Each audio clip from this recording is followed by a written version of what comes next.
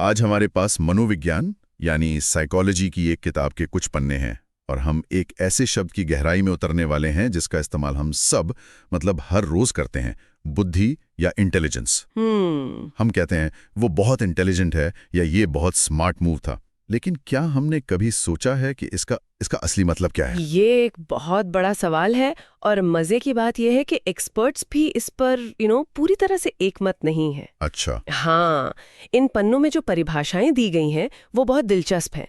जैसे वुडवर्थ कहते हैं कि बुद्धि काम करने का एक तरीका है।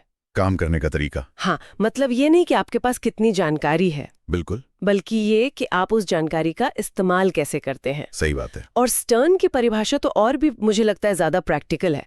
वो कहते हैं कि बुद्धि जिंदगी की नई मुश्किलों से तालमेल बिठाने की काबिलियत है। एग्जैक्टली मतलब जब जिंदगी आपके सामने कोई नई चुनौती रखती है तो आप उससे कैसे निपटते हैं, वही आपकी इंटेलिजेंस है।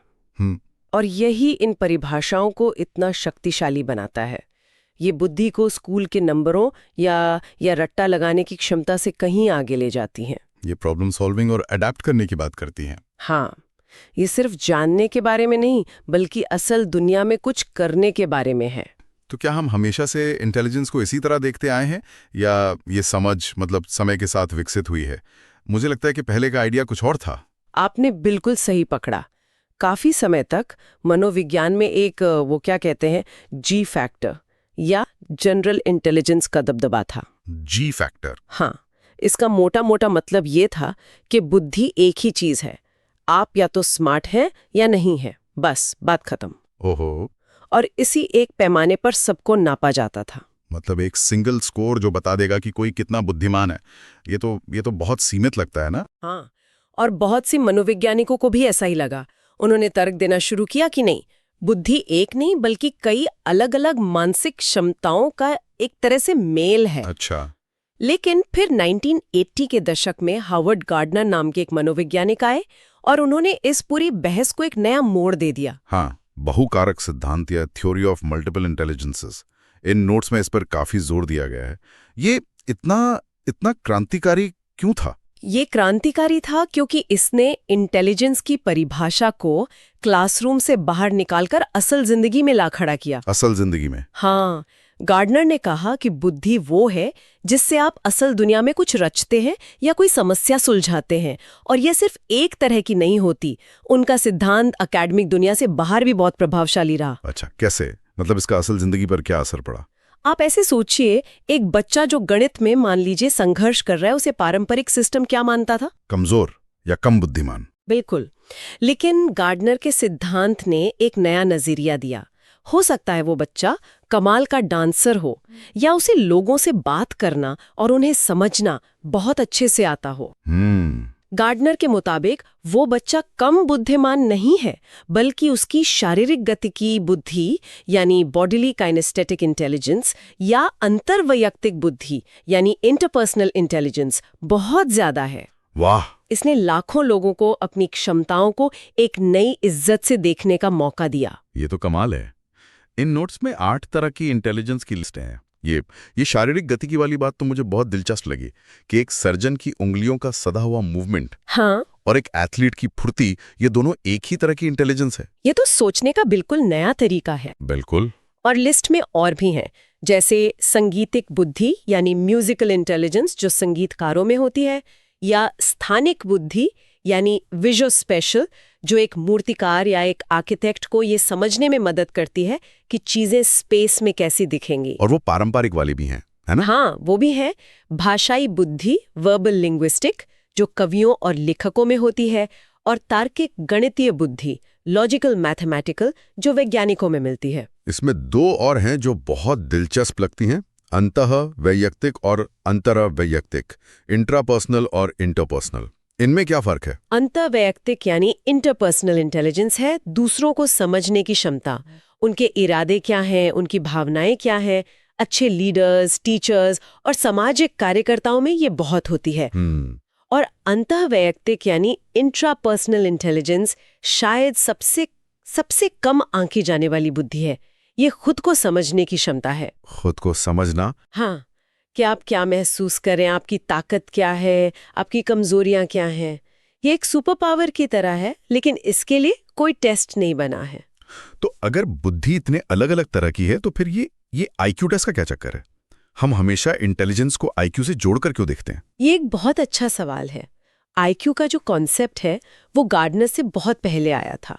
इसकी शुरुआत 1905 में एल्फ्रेड बिनेट ने की थी। बिनेट? हाँ, और उन्होंने मानसिक आयु यानी मेंटल एज का एक बहुत ही दिलचस्प आइडिया दिया था। मानसिक आयु? ये क्या होती है?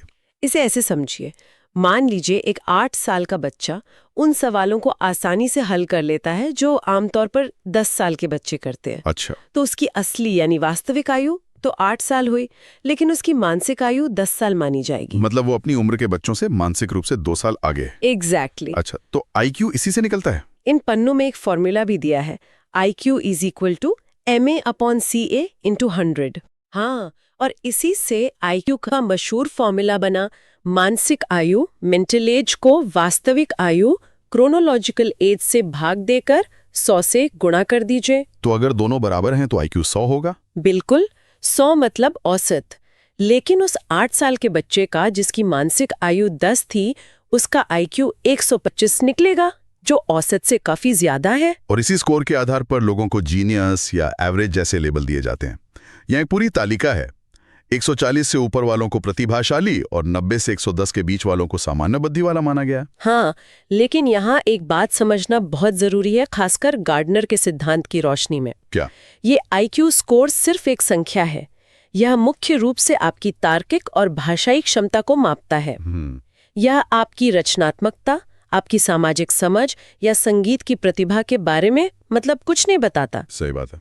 इसलिए किसी व्यक्ति को सिर्फ और सिर्फ उसके IQ स्कोर से आंकना उसकी पूरी क्षमता को नजरअंदाज करने जैसा है। तो अगर बुद्धि 8 अलग अलग तरह की है और हर किसी में इन सब का मिश्रण अलग अलग मात्रा में है, तो इसका सीधा मतलब ये हुआ कि हम सब एक दूसरे से बहुत अलग हैं? बिल्कुल। और यही इन नोट्स का अगला बड़ा आइडिया है, व्यक्तिगत विभिन्नता या इंडिविजुअल डिफरेंसेस। वही तो, ये मनोविज्ञान का एक बुनियादी सिद्धांत है कि कोई भी दो लोग बिल्कुल एक जैसे नहीं होते।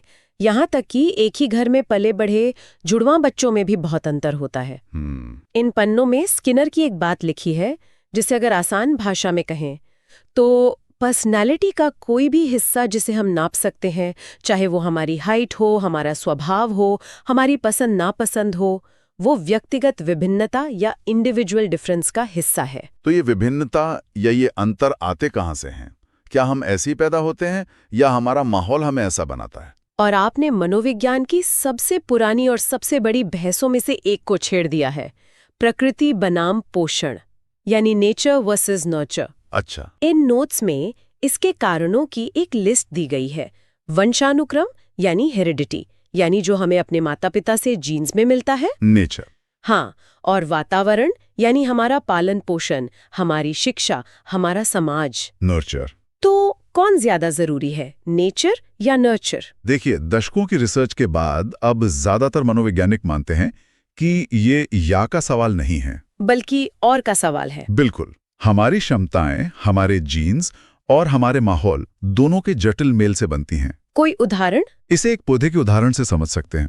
बीज यानी हमारे जीन्स में दुनिया का सबसे अच्छा पेड़ बनने की क्षमता हो सकती है, लेकिन अगर उसे सही मिट्टी, पानी और धूप यानी सही माहौल न मिले तो वो क्षमता कभी हकीकत नहीं बन पाएगी। वाह, ये एक बहुत अच्छा तरीका है इसे समझने का। तो वंशानुक्रम और वातावरण के अलावा भी कुछ है। हाँ, नोट्स में जाति, देश, लिंग और शिक्षा जैसे कई और कारकों का भी जिक्र है, जो सब हमारे विकास और हमारी विभिन्नताओं में अपनी अपनी भूमिका निभाते हैं।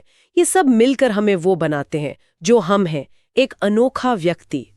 इन पन्नों में इन विभिन्नताओं को 3 बड़ी ग्रुप्स या क्षेत्रों में बांटा गया है। पहला है संज्ञानात्मक क्षेत्र, कॉग्निटिव डोमेन। हाँ, इसमें वो सब कुछ आता है जो दिमाग से जुड़ा है, हमारी बुद्धि, हमारी सोचने की क्षमता, हमारी रचनात्मकता, हमारी याददाश्त, मतलब इंटेलिजेंस पर जो भी बात की वो सब इसी डोमेन में आता है। सही। दूसरा है भावात्मक क्षेत्र, अफेक्टिव डोमेन, जिसमें हमारी रुचियां, हमारी भावनाएं, हमारे मूल्य आते हैं। बिल्कुल, यानी वो चीजें जो हमें पसंद हैं, जिनसे हम नफरत करते हैं, जो हमें गुस्सा दिलाती हैं या खुश करती हैं, ये हमारी पर्सनैलिटी का भावनात्मक पहलू है। और तीसरा और तीसरा है क्रियात्मक क्षेत्र, साइकोमोटर डोमेन, जो हमारे शारीरिक कामों से जुड़ा है, जैसे हमारी दौड़ने की स्पीड, हमारी हैंडराइटिंग या किसी मशीन को चलाने का हमारा कौशल। चलिए, उस संज्ञानात्मक क्षेत्र पर वापस आते हैं। हमने गार्डनर की भाषाई बुद्धि की बात की थी। ये नोट्स इस बात पर भी रोशनी डालते हैं कि ये क्षमता विकसित कैसे होती है, मतलब एकदम शुरुआत से। बिल्कुल, और ये दिखाता है कि ये सभी अवधारणाएं आपस में कितनी गहराई से जुड़ी हुई हैं।